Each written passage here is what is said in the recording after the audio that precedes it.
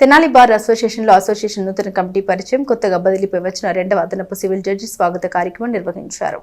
Tenali bar association నూతన committee ఎన్నికలు ఇటీవల జరిగాయి. అధ్యక్షుడిగా ఇందుపల్లి రాజారామ, ఉపాధ్యక్షులుగా తాడిబోని శ్యామల, ప్రధాన కార్యదర్శిగా అప్పల కిషోర్, సంయుక్త కార్యదర్శిగా ఎ వెంకటేశ్వరరావు, కోశాధికారిగా పులివెలుగుల బేబీ సుశీల, లైబ్రరీ కార్యదర్శిగా చిట్ట శారద, క్రీడలు సాంస్కృతిక కార్యదర్శిగా కొలకులూరి కోటేశ్వరరావు, మహబూబ్ ప్రతినిధిగా కేవీఎస్ అంజనీ కుమారి, గంగవరపు వజ్రమ్మ, సీనియర్ ఎగ్జిక్యూటివ్ సభ్యులుగా కొండపూడి సునీల్ బాబు, చదరవాడ శ్రీనాథ్, దాసరి ఉమారాణి, జూనియర్ ఎగ్జిక్యూటివ్ సభ్యులుగా కొమ్ము అబ్రహం, లింకన్, షేక్ రిహాన్, పిల్ల సతీష్ చంద్ర ఎన్నికయ్యారు. బార్ అసోసియేషన్లో వీరి పరిచయ కార్యక్రమం జరిగింది. అదేవిధంగా కొత్తగా బదిలీపై వచ్చిన రెండవ అదనపు జూనియర్ సివిల్ జడ్జికి అందరూ ఆహ్వానం పలికారు. కార్యక్రమంలో బార్ అసోసియేషన్ సీనియర్, జూనియర్ న్యాయవాదులు మాట్లాడారు. కోర్టుకు సంబంధించి వివిధ అంశాలని కోర్టు వారికి విన్నవించారు.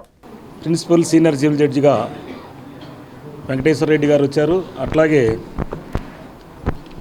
సెకండ్ ఎంఎంగా శ్రీనివాసరావు గారు వారిద్దరి యొక్క బదిలీపై వచ్చిన సందర్భంగా ఆహ్వానం సభగా ఏర్పాటు చేసుకుని దాంట్లో భాగంగా నూతనంగా బార్ అసోసియేషన్ బాడీ ఏర్పడిన సందర్భంగా 2026-27 సంవత్సరానికి గాను ఏర్పడిన నూతన బాడీని కూడా పరిచయ సభగా కూడా ఏర్పాటు చేసుకోవడం జరిగింది.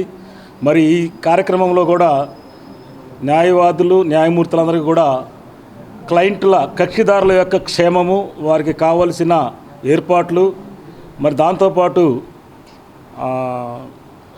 న్యాయవాదుల యొక్క అవసరాలు, వారికి కావలసిన సౌకర్యాలు, మరి ఈ కోర్టులో, తెనాలి కోర్టులో మరొక కోర్టు ఏర్పాటు చేసుకునే ఆవశ్యకత ఉందని, దాని ద్వారా కక్షిదారులకు మేలు జరుగుతుందని, సత్వర న్యాయం జరుగుతుందని, మరి అన్ని కోర్టులకు కూడా ఫైలింగ్ ఎక్కువై లోడు పెరిగిన సందర్భంలో మరి కాల్ వరకే మాకు లేట్ అవుతుంది. దాని ద్వారా కూడా మాకు కేసుల నిర్వహణ కూడా జరుగుతుంది. కాబట్టి మరి ఆ కార్యక్రమాలను కూడా జడ్జెస్కి ఆ వివరాలు వారికి అందజేశాం.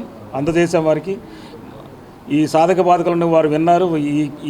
ఈ బార్ అసోసియేషన్కి కానీ ఈ ప్రాంతపు ఈ కోర్టు పరిధిలో వచ్చే కక్షిదారుల యొక్క సౌకర్యాలు, వారికి కావాల్సిన అన్ని అవసరాలు కూడా చర్య తీసుకుంటామని వారు మా బారు సభ్యులకి హామీ ఇచ్చున్నారు. కాబట్టి కక్షిదారులు కానీ న్యాయవాదులు కానీ న్యాయమూర్తుల యొక్క మరి గౌరవాన్ని, కోర్టు యొక్క గౌరవాన్ని కాపాడుకుంటూ ముందుకు. అదే రకంగా అంటే సార్ పీడిఎం చేసినప్పుడు రాజశేఖర్ గారికి ట్రాన్స్ఫర్ వచ్చేసింది అన్నారట.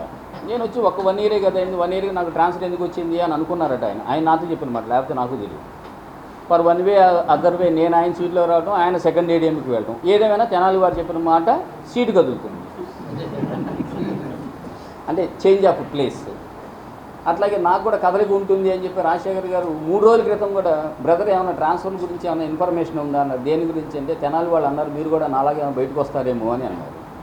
సరే, నాకు ఇప్పటివరకు సూచనలు ఎక్కడ ఏమీ లేవు అన్నారు. కానీ ఇప్పుడు బలవంతంగా నాతో మాట్లాడిస్తున్న నాకు కూడా మనసులో ఎందుకు ఒక రకమైన అభిప్రాయం.